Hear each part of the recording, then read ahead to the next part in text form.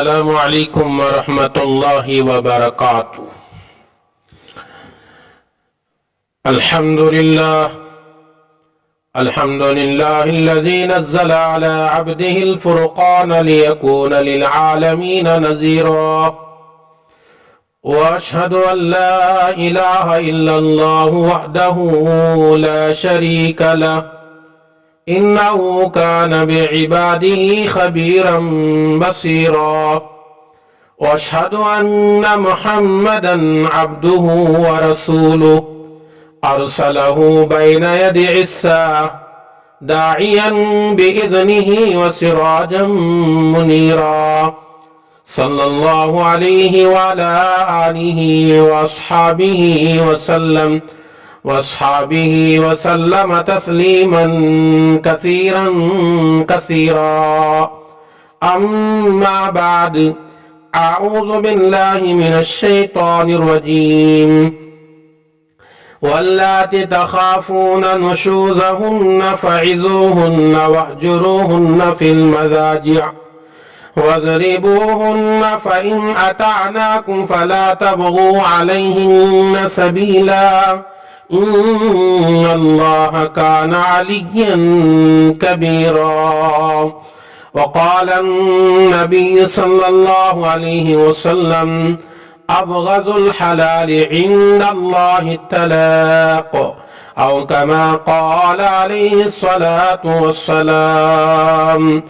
صدق اللہ مولانا العظیم وصدق رسوله النبی الکریم، نحن على ذلك من الشاهدين والشاكرين والحمد لله رب العالمين۔ اللهم صل على سيدنا محمد في أول كلامنا، اللهم صل على سيدنا محمد في أوسط كلامنا، اللهم صل على سيدنا محمد في آخر كلامنا۔ محترم قابل قدر سامعین کرام، برادران ملت، بزرگوں اور دوستوں، اللہ جل جلالہ و عم نوالہ کا بڑا ہی احسان ہے، اسی پاک ذات نے مجھے اور آپ کو اس کے گھر جلد حاضری کی توفیق بخشی، اور مزید احسان اس کا یہ بھی ہوا تھوڑی دیر دین کی باتیں سننے اور سنانے کے لیے جمع فرمایا۔ آئیے اللہ تبارک و تعالی سے دعا کریں گے، اللہ تبارک و تعالی مجھے حق کہنے اور ہم تمام حضرات کو حق بات سن کر اس پر عمل کی بھی توفیق عطا فرمائے۔ میرے دوستو، ابھی میں نے آپ حضرات کے سامنے قرآن کریم کا معروف و مشہور سورہ نساء کی آیت نمبر 34 کی تلاوت کیا، اور ساتھ ساتھ میں ابو داؤد کی ایک حدیث جو حضرت ابن عمر سے مروی ہے رضی اللہ تعالی عنہ، حدیث نمبر 2178 کی تلاوت کیا۔ قرآن کریم کے اس آیت کریمہ میں اللہ تبارک و تعالی نے ایمان والوں کو سمجھایا ہے کہ اگر تمہاری بیوی سرکش بن جائے، تمہاری اطاعت نہ کریں، تمہارے قانون کے خلاف چلیں، تمہارے حقوق ادا نہ کریں، میاں بیوی کے درمیان میں کبھی اندھن ہو جائے، نا اتفاقی پیدا ہو جائے، تو کیا علاج کرنا چاہیے؟ اور اس علاج کا طریقہ اللہ تبارک و تعالی نے یہ آیت کریمہ میں ارشاد فرمایا ہے۔ अल्लाह तबारक व तआला इरशाद फरमाते हैं वल्लाती तखाफूना नुशूज़हुन्ना फ़इज़ूहुन्ना वहजुरूहुन्ना फिल मज़ाजिअ वज़रिबूहुन्ना फ़इन अतअनाकुम फ़ला तबगू अलैहिन्ना सबीला इन्नल्लाह काना अलिय्यन कबीरा। अल्लाह तबारक व तआला इरशाद फरमाते जिन औरतों से तुम्हें नाफरमानी का अंदेशा हो पहले इन्हें समझाओ, अगर इससे काम ना चले तो इन्हें बिस्तरों पर अकेला छोड़ दो, उनका बिस्तर अलग कर दो और तुम्हारा बिस्तर अलग कर लो। और इससे भी काम ना चले तो कार्रवाई के लिए उनके ऊपर कुछ मार मारो, ऐसे मार जिसमें कोई खून ना निकले, कोई दाग और धब्बा ना आए।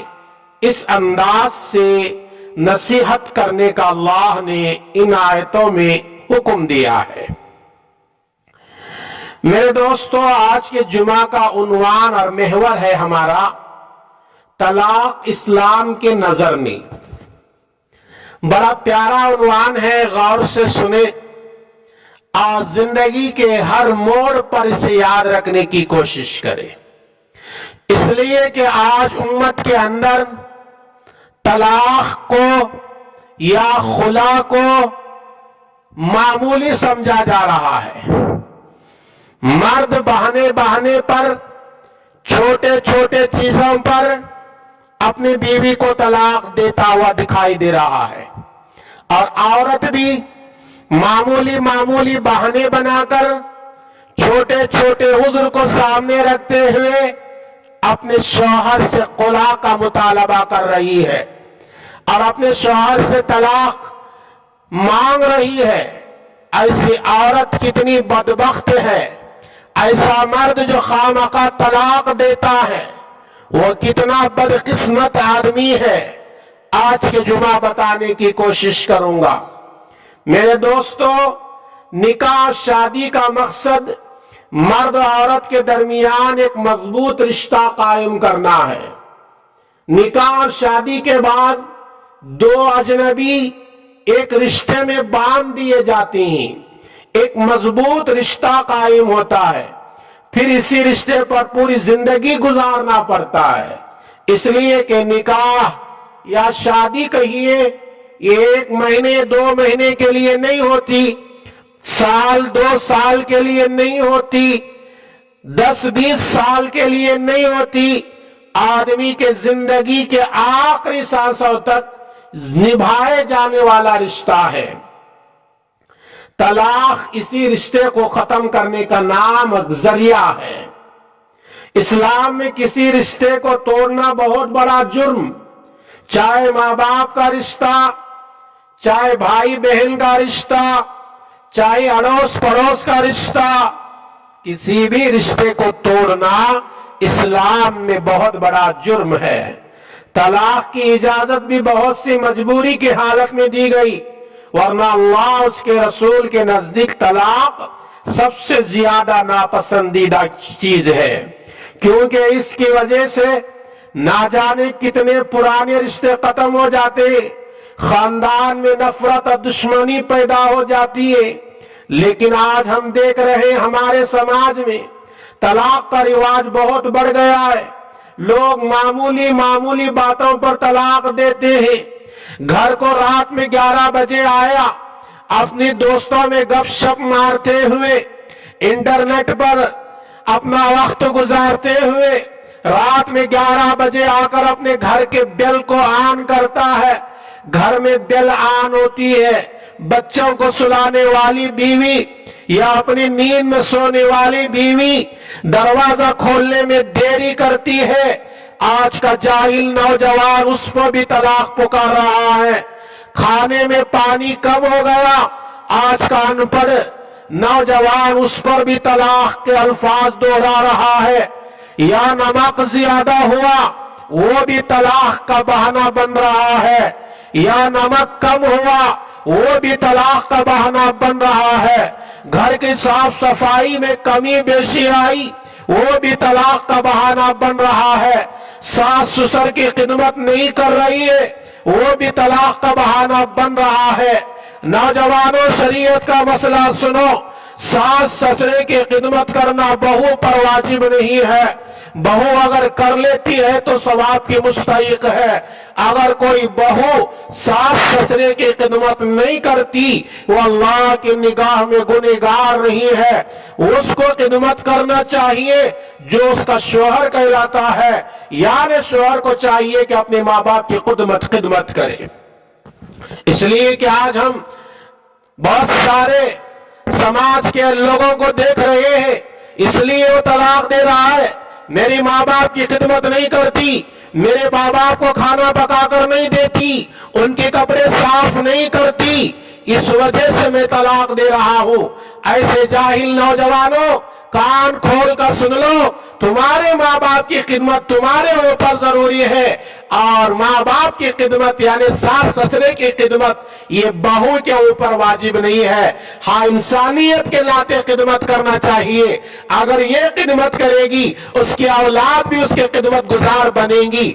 अगर कोई बहू सास ससुर की खिदमत नहीं करती, शरीयत के निगाह में वो गुनहगार नहीं है, अल्लाह के निगाह में वो गुनहगार नहीं है। इसलिए तलाक देना, ये मेरे माँ बाप की खिदमत नहीं कर रही है, ये मेरे माँ बाप के कपड़े साफ नहीं कर रही है, ये मेरे बच्चों की सही परवरिश नहीं कर रही है, इस वजह से कोई आज का नौजवान तलाक देता है। उसे कान खोल कर सुन लेने की जरूरत है। वो ऐसा तलाक देने वाला आदमी गुनाहगार है, गुनाह कबीरा का मुर्तकिब हो रहा है। मेरे दोस्तों, निकाह एक मजबूत मुआहिदा है। इस्लाम ये चाहता है निकाह के इस मुआहिदे को पूरी उम्र निभाया जाए। कुरान करीम में आप पढ़िए, कुरान करीम सूरह निसा आयत नंबर 21 में अल्लाह तबारक व तआला ने निकाह को मीसाक गलीज के अल्फाज से दोहराया, यानी पुख्ता वादा। तुम निकाह के मजलिस में पुख्ता वादा करके अपने होने वाली दुल्हन को अपनी दुल्हन बनाते हैं, तो 1 महीने 2 महीने के लिए नहीं, 1 साल 2 साल के लिए नहीं, उसको जिंदगी के आखिरी साल तक निभाने का वादा करते हैं। फिर बात बात पर मेरे दोस्तों तलाक किस वजह से हो रही है? मेरे दोस्तों, तलाक देने वाले सोच लेना चाहिए। एक रिवायत में आका सल्लल्लाहु अलैहि वसल्लम ने फरमाया, निकाह करो, तलाक मत दो, तलाक देने से अल्लाह का अर्श हिल जाता है। आज एक आदमी मामूली बहाने पर बगैर किसी उज़्र के तलाक देता है तो गोया वो अल्लाह के अर्श को हिला रहा है, अल्लाह को गजबनाक बना रहा है, अल्लाह के गुस्से का मुस्तहिक होता है। अगर कोई औरत तुम्हारी नाफरमानी कर रही है, तुम्हारे दायरे में नहीं है, इस्लाम के खिलाफ अमल कर रही है, तो तुम्हें समझाने का हुक्म है, तुम्हें बताने का हुक्म है। वो क्या हुक्म है? कुरान करीम सूरह निसा आयत नंबर 34 में अल्लाह कहता है, जिन औरतों से तुम्हें नाफरमानी का अंदेशा हो, पहले उनको समझाओ, सुनाओ कि देखो मेरी घरवाली, देखो मेरी बीवी, कि तुम मेरी बीवी हो, तुम नाफरमानी ना करो, अल्लाह के हकाम के खिलाफ वर्जी ना करो, मर्द के अमानत में खियानत ना करो, अल्लाह के रसूल को नाराज ना करो, समझाने की कोशिश करो। समझा भी दिए और वो समझने वाली नहीं है, तो दूसरा इलाज अल्लाह तबारक व तआला कुरान सूरह निसा आयत नंबर 34 में कह रहा है कि तुम अपना बिस्तर अलग कर दो। उसके अंदर थोड़ा भी होश है, उसके अंदर थोड़ी भी अकल है, वो समझ जाएगी मेरा शौहर मुझसे नाराज है, मैं राजी कर लेना चाहिए, मेरी हरकतों से मैं बाज आना चाहिए। वो समझदार है तो जरूर वो हरकतों से बाज आएगी। बिस्तर अलग करने के बावजूद भी वो तुम्हारी नाफरमानी कर रही है, तुम्हारी जिंदगी के अंदर इत्मीनान नहीं ला रही है, तो अब अल्लाह ताला कहता है वज़रिबूहुन्ना, उनको थोड़ी सी डांट डपट बताने के लिए मारो भी, लेकिन मार ऐसी हो ना निशान ना पड़े, खून ना निकले, हड्डी ना टूटे, सर ना फूटे, इस अंदाज से मारना चाहिए। अगर इससे भी कोई मसला हल नहीं हुआ, قرآن کریم سورہ نساء آیت نمبر 35 میں اللہ تبارک و تعالیٰ کہتے ہیں اب ایک آخری کام یہ کرو کہ لڑکے والوں کے طرف سے کچھ انصاف کرنے والے اور لڑکی والوں کے طرف سے کچھ انصاف کرنے والے جمع ہو کر دونوں کے درمیان میں سمجھا کر دونوں کو جوڑنے کی فکر کریں گے اور بتائیں گے کہ میاں بیوی کے رشتے میں کبھی ایسی نااتفاقی آتی ہے، سنبھل کر زندگی گزارو، سنبھل جاؤ، طلاق کے قدم نہ بڑھاؤ، اس کی نوبت نہ لاؤ، سمجھاؤ، یہ چوتھا کام ہونا چاہیے۔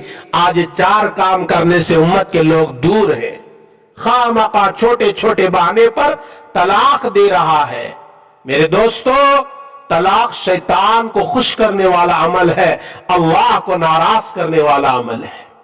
میرے اس باتوں کے لیے میرے پاس حدیث ثبوت کے لیے موجود ہے۔ صحیح مسلم میں حضرت جابر رضی اللہ تعالیٰ عنہ سے مروی ہے، حضرت صحیح مسلم حدیث نمبر 7284 کے اندر موجود ہے۔ حضور اکرم صلی اللہ علیہ وسلم نے فرمایا، شیطان جو شیطانوں کا سردار ہے اپنا تخت پانی پہ بچھا کر بیٹھتا ہے اور جتنے شیاطین ہیں ان کو دنیا میں بھیج دیتا، جاؤ لوگوں کو گمراہ کرو، اور شام تک گمراہ کر کے شام کو جب شیاطین واپس آتے ہیں اپنے اپنے کارنامے اپنے اپنے رپورٹ پیش کرتے ہیں سردار کی خدمت میں۔ کوئی کہتا ہے کہ آج میں نے ایک آدمی کو نماز سے روکا، میں نے یہ برائی کو عام کیا ہے۔ کوئی کہتا ہے کہ میں نے آج ایک مسلمان کو رشوت میں لگایا، کوئی کہتا ہے آج ایک مسلمان کو میں نے زنا کے اڈے میں لے گیا، اس سے زنا کروایا، کوئی کہتا ہے آج میں ایک مسلمان کو شراب کے اڈے میں لے جا کر 4 لوگوں کو شراب کا عادی بنانے کے میں نے اسے ہدایت کی، میرے بہکانے پر آ کر وہ 4 مسلمانوں کو شراب بھی پلایا۔ تمام قسم کے رپورٹ پیش کرتے ہیں، تو شیطان کا سردار کسی کو شاباشی نہیں دیتا۔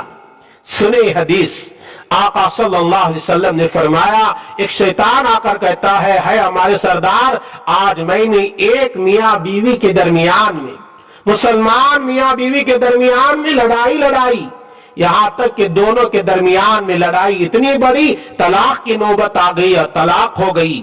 یہ سننا تھا، حدیث پاک میں ہے، آقا صلی اللہ علیہ وسلم نے ارشاد فرمایا، اور شیطانوں کا سردار اپنے تخت سے اڑتا ہے اور اس کو اپنے گلے لگاتا ہے، کہتا ہے نعم انتا، شاباش، تو نے بہت ہی بڑا کارنامہ انجام دیا ہے۔ میاں بیوی کے درمیان میں جب طلاق واقع ہوتی ہے تو شیطانوں کی جماعت خوش ہو رہی ہے، اس کا سردار خوش ہو رہا ہے۔ آج کتنے ایسے مسلمان نوجوان ہیں طلاق کو معمولی سمجھا ہوا ہے۔ طلاق، بات بات پر طلاق دینے والوں، تمہیں ہوش میں آنا چاہیے کہ طلاق ایک کھلونا نہیں ہے، طلاق ایک مذاق نہیں ہے، اس کے مذاق نہ سمجھو، اس سے زندگیاں ختم ہو جاتے ہیں، خاندان کے خاندان ٹکڑے ٹکڑے ہو جاتے ہیں۔ کئی مرتبہ طلاق کے عوض میں کئی لوگ نامعلوم غلط موت کے شکار ہو جاتے ہیں۔ طلاق کو معمولی نہ سمجھو۔ میرے دوستو، ایک حدیث سنیں، آپ کو سناتا ہوں، ترمذی کے اندر روایت موجود ہے۔ آقا صلی اللہ علیہ وسلم نے ارشاد فرمایا، جو عورت بغیر سبب کے شوہر سے طلاق کا مطالبہ کرتی ہے اس پر جنت کی خوشبو حرام ہے۔ اللہ اکبر، کتنی خطرناک وعید ہے۔ میاں بیوی کے درمیان میں کبھی کوئی گفتگو ہو گئی، غصے میں یہ بھی 2-4 بات بولتا ہے اور وہ بھی بولتی ہے۔ اگر کوئی عورت اپنے شوہر سے بلا کسی عذر کے طلاق کا مطالبہ کرتی ہے، مجھے طلاق دے دو، مجھے طلاق دے دو، اس طرح کا مطالبہ کرتی ہے، تو اس عورت کے بارے میں میرے آقا صلی اللہ علیہ وسلم نے فرمایا، میرے دوستو، اس عورت کو جنت میں جانا تو دور کی بات ہے، اس عورت کو اللہ تبارک و تعالی جنت کی خوشبو تک میسر نہیں کرے گا۔ جب جنت کی خوشبو نہیں ملے گی تو کہاں جائے گی؟ تو جہنم میں جائے گی۔ اس لیے میرے دوستو، انتہائی مجبوری کی حالت میں طلاق کی گنجائش ہے۔ حضرت ابو موسیٰ اشعری رضی اللہ تعالیٰ عنہ سے روایت ہے، طبرانی کے اندر، رسول اللہ صلی اللہ علیہ وسلم نے فرمایا، عورتوں کو طلاق مت دو، ان کا چال چلن خراب ہو جائے۔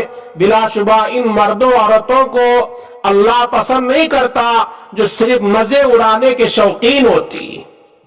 کوئی خرابی ہے تو درست کر لو، تمہارے اندر کوئی خرابی ہے تو تم درست کر لو، بیوی کے اندر کوئی خرابی ہے تو درست ہونے کا موقع دینا چاہیے، اس کو طلاق کا شکار نہیں بنانا چاہیے. آج طلاق کو ہم نے معمولی سمجھا ہے. آج ہمارے اس ہندوستان میں یا ہمارے اس کرناٹک کے اندر یا ہمارے اس بنگلور کے علاقے میں کتنے ایسے لڑکیاں ملیں گی جو طلاق شدہ ہو کر اپنی ماں، اپنے باپ، اپنے بھائیوں کے سر کا بوجھ بن کر بیٹھے ہوئے ہیں. وجہ یہ کہ طلاق دینے والا نہ سوچتا ہے نہ طلاق لینے والی عورت سوچتی ہے اور اپنی زندگی کو تباہ کر دیتی ہے اور دونوں خاندانوں میں پھوٹ ہو جاتا ہے اور زندگی بھر دونوں کے درمیان میں خاندانوں میں بات چیت نہیں ہوتی. یہ بات چیت کا چھوڑنا بھی تو گناہ ہے. طلاق دینے کا ایک طریقہ ہے. اگر مجبوری کی حالت میں طلاق دینے پر مجبور ہو گئے وہ ایسے انداز سے طلاق دو جو شریعت نے بتائی. صحیح بخاری کی روایت نوٹ کر لیں. صحیح بخاری حدیث نمبر 4908 کے اندر روایت موجود ہے. اگر طلاق دینے کی ضرورت پیش آئے عورت کو پاکی کی حالت میں یہ طلاق دینی چاہیے. ناپاکی اور حیض کی حالت میں طلاق دینا سخت گناہ ہے. آج بہت سارے جاہل لوگ ناپاکی کے حالت میں بھی طلاق دے دیتی اور یہ طلاق دے کر اسے ڈرا دھمکا کر رکھنا چاہیے. اگر وہ درست ہو گئی تو اور اس سے رجعت یعنی واپس لینے کا موقع ملتا چاہیے. سنیے صحیح بخاری کی روایت. ایک مرتبہ عبداللہ بن عمر رضی اللہ تعالی عنہ اپنی بیوی کو حالت حیض میں طلاق دے دی تو ان کے والد حضرت عمر رسول اللہ صلی اللہ علیہ وسلم سے اس کا ذکر کیا.